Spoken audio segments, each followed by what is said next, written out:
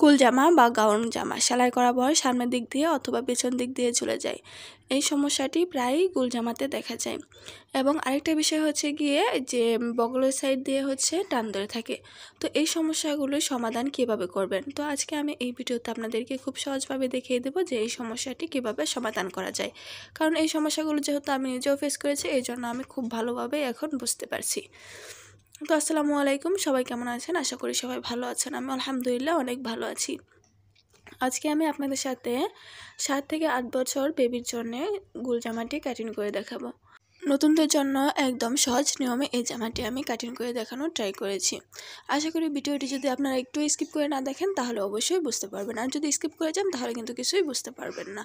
তো এখানে প্রথমে আমি কাটিং করে নেওয়ার জন্য উপরে যে আঁকাবাঁকা কাপড়টুকু আছে এই কাপড়টুকু একটা স্কেলের সাহায্যে মার্ক করে আমি কাপড়টুকু কেটে নিয়েছি।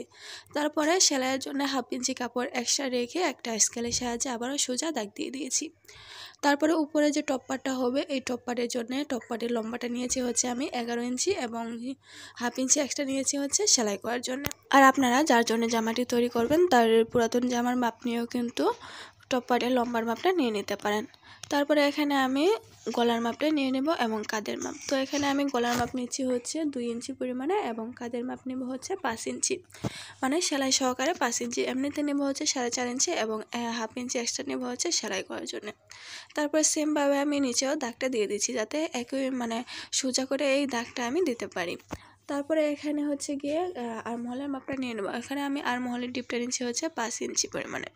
তো আপনাদের বেবি যদি বেশি হেলদি হয় তাহলে এখানে মাপগুলো আর একটু বাড়িয়ে নিতে পারেন। তারপরে এখানে আমি বডির মাপ নিয়ে নেব। আপনার যার জন্য তৈরি করবেন তার বডির মাপ নিয়ে এখানে 4 ভাগ করে এখানে 1 ভাগ বডির মাপ দিয়ে দেবেন আর 1 ইঞ্চি এক্সট্রা সেলাই করার জন্য। আর নিচে আমি একটু বেশি করে নিয়েছি। আর সব সময় কি হয় যে গোল জামাগুলোর টপ পার্ট কাটিং করার সময় উপরে বডি চাইতে নিচের বডিটা কিন্তু 1/2 ইঞ্চি অথবা 1 ইঞ্চি কম নিতে হয়, তাহলে অনেক সুন্দর একটা ফিটিং আসে, জামাটা দেখতেও সুন্দর লাগে এবং পরেও আরাম পাওয়া যায়। তো যেহেতু আমি টিকিন দেবো তার জন্য একটু বাড়িয়ে নিয়েছি। টিকিন দেওয়ার পরে কিন্তু ঠিক হয়ে যাবে। টিকিন দেওয়ার জন্য আমি বন্ধ সাইড থেকে 3.5 ইঞ্চিতে মার্ক করে দিয়েছি এবং লম্বাটা নিয়েছি 4.5 ইঞ্চি। তো আপনারা চাইলে কিন্তু এখানে টিকিন দিতেও পারেন, না চাইলে এখানে স্কিপ করতে পারেন। তবে গোল জামাতে কিন্তু টিকিন দিলে জামাটি দেখতে সুন্দর লাগে এবং ফিটিংটাও ভালো আসে। তারপর এখানে আমি আর্মহলের শেপটাও দিয়েছি। এখন মার্ক বরাবর আমি কাপড়টুকু কাটিং করে নেব। আর আপনারা কোনো অংশ যদি না বুঝতে পারেন তাহলে অবশ্যই কমেন্ট করে জানাবেন, আমি আপনাদের কমেন্টে রিপ্লাই দিয়ে দিব। আর এই পর্যায়ে চাইলে কিন্তু আপনারা কোনো ডিজাইনও দিতে পারেন। সেই ক্ষেত্রে 2 কালারের কাপড় নিলে কিন্তু ডিজাইনটা ভালোভাবে ফুটে। তো এখানে আমি আর কোনো ডিজাইন দেব না, যেহেতু এই জামাতে হ্যান্ড প্রিন্ট করা হবে তার জন্য এখানে আমি কোনো ডিজাইন দেব না।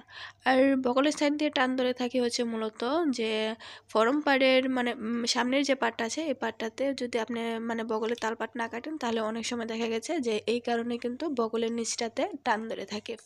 তো তার জন্য আপনারা দেখতে পেয়েছেন যে আমি আগে যে আর্মহলটা কাটিং করেছিলাম এর থেকে ভিতরে আরেকটা মার্ক করে দিয়েছি। মার্ক করে তারপরে কিন্তু ব্যাক পার্টটাকে সরিয়ে আমি ফরম পার্টে তালপাটটা কেটে নিয়েছি। তো এই ক্ষেত্রে কিন্তু তালপাটটা কাটিং করার ক্ষেত্রে ব্যাক পার্ট সরিয়ে তারপরে কিন্তু ফরম পার্টে তালপাটটা কাটিং করতে হবে, তা না হলে কিন্তু ব্যাক পার্টের আর্মহল এবং ফরম পার্টের আর্মহলটা সমান হয়ে যাবে। তো তারপরে এখানে টপ পার্টটা কাটিং করা হয়ে গেলে নিচের স্কার্ট রাউন্ড অংশটুকু যে জামার এই অংশটুকু কাটিং করে নেওয়ার জন্য কাপড়টাকে আমি 2 ভাঁজে ভাঁজ করে নিয়েছি। তারপরে কোনাকুনিভাবে আরেকটা ভাঁজ দিয়ে দিয়েছি। এখন আমি কোনার দিক দিয়ে বডির মাপটা দিয়ে দেব। তো এখানে আপনারা যার জন্য তৈরি করবেন তার বডির মাপটা নিয়ে এখানে বডির মাপটা দিয়ে দেবেন। মূলত কি আমি টপ পার্টের বডি যত কেটেছিলাম এখানেও সেমভাবে মাপটা দিয়ে এখানে বডির মাপটা দিয়ে দেব। তো এখানে আমি এক পাশে 9 ইঞ্চি হয়েছে এবং সেমভাবে আরেক পাশেও 9 ইঞ্চি হয়েছে এবং মিডল বরাবর 9 ইঞ্চি দিয়ে তারপরে এখানে আমি শেপটা দিয়ে দিয়েছি। এখন আমি টপ পার্টের জন্য উপরে 10 ইঞ্চি ফিতাটাকে এক্সট্রা বাইরে রেখে তারপরে এখানে লম্বার মাপটা নিয়ে নেব। তো এখানে আমি লম্বাটা নিচ্ছি 31 ইঞ্চি পরিমাণে এবং উপরে 1/2 ইঞ্চি এক্সট্রা সেলাই এবং নিচে 1/2 ইঞ্চি এক্সট্রা সেলাই, তার জন্য এখানে আমি 1 ইঞ্চি আরও বাড়িয়ে নিয়েছি। তারপরে এখানে আমি ফিতাটাকে আবারও সমান করে ধরে কোনার দিকে সমান করে ধরে নিয়েছি। এখন আমি মাপটা দিয়ে দিচ্ছি। ফিতাটাকে কিন্তু আমি সমানভাবে ধরে তারপরে মাপটা দিচ্ছি। যদি আপনারা এই ক্ষেত্রে ফিতাটাকে উঁচু নিচু করলেই কিন্তু জামার সামনের দিক দিয়ে অথবা পিছন দিক দিয়ে ঝুলে থাকে। তো আমি এই পর্যায়ে আপনাদেরকে একভাবে মাপটা দেখিয়ে দিয়েছি। এখন আমি আরেক নিয়মে মাপটা দেখিয়ে দিচ্ছি। তো লম্বার মাপটা যা আসবে তাকে এই যে ফিতাটাকে এরকমভাবে ধরে তারপরে এখানে মাপগুলো দিয়ে দিবেন। তো আসলে সব জিনিস বলে বোঝানো যায় না, আমি আপনাদেরকে দেখিয়ে দিয়েছি। আপনারা যদি না বুঝতে পারেন তাহলে কমেন্ট করে তো জানাবেনই, আর ভিডিওটা যদি একটু টেনে দেখেন তাহলে কিন্তু অবশ্যই বুঝতে পারবেন। তো এখন আমি মার্ক বরাবর কাপড়টুকুকে কাটিং করে নিয়েছি এবং মিডল বরাবর ছোট করে একটা কাট করে দিয়েছি, যাতে জামাটা সেলাই করার সময় এই কাটটা আমার প্রয়োজনে আসবে এবং বুঝতে সুবিধা হবে যে এটা মিডলের অংশ। তারপরে এখানে হাতা কাটিং করে নেব। হাতা কাটিং করে নেওয়ার জন্য আমি বাকি যে কাপড়টুকু আছে এই কাপড়টুকুকে 4 ভাঁজে ভাঁজ করে নিয়েছি। তো এখানে দুইটা হাতায় আমি একসাথে কাটিং করব, তার জন্য 4 ভাঁজে ভাঁজ করে নিয়েছি। এখন এক সাইড থেকে আমি একটা স্কেলের সাহায্যে সোজা দাগ দিয়ে দিয়েছি এবং 1 ইঞ্চি এক্সট্রা নেব সেলাই করার জন্য, যেহেতু ভাঁজ দিয়ে সেলাইটা করব তার জন্য এখানে 1 ইঞ্চি এক্সট্রা নিয়েছি।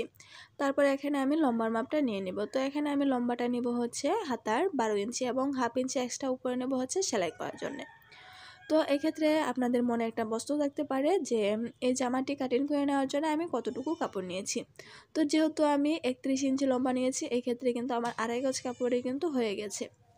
তারপরে এখানে আমি আর্মহলের রাউন্ড শেপটা দেওয়ার জন্য এখানে 2.5 ইঞ্চি অথবা 3 ইঞ্চি নিলেই কিন্তু হয়ে যায়। এখানে নিয়ে তারপরে এখানে আমি আর্মহলের রাউন্ড শেপটা দিয়ে দিয়েছি। এখন আমি মহড়ার মাপটা নিয়ে নেব। হাতার মহড়ার মাপ নিচে 4 ইঞ্চি পরিমাণে এবং 1 ইঞ্চি নিচে এক্সট্রা সেলাই করার জন্য। তো যদি আপনারা যার জন্য তৈরি করবেন যদি একটু হেলদি হয় তাহলে মাপগুলো আর একটু বাড়িয়ে নেবেন। তারপর এখানে আমি মার্ক বরাবর কাপড়টুকু কাটিং করে নিচ্ছি। তো এই পর্যায়ে আপনাদের কাছে একটা রিকোয়েস্ট, আমার ভিডিওটি ভালো লাগলে ভিডিওতে লাইক দিয়ে দিবেন এবং চ্যানেলে নতুন হলে চ্যানেলটিকে সাবস্ক্রাইব করে দিবেন। যদি ফেসবুক থেকে দেখে থাকেন তাহলে পেজটিকে ফলো দিয়ে রাখবেন।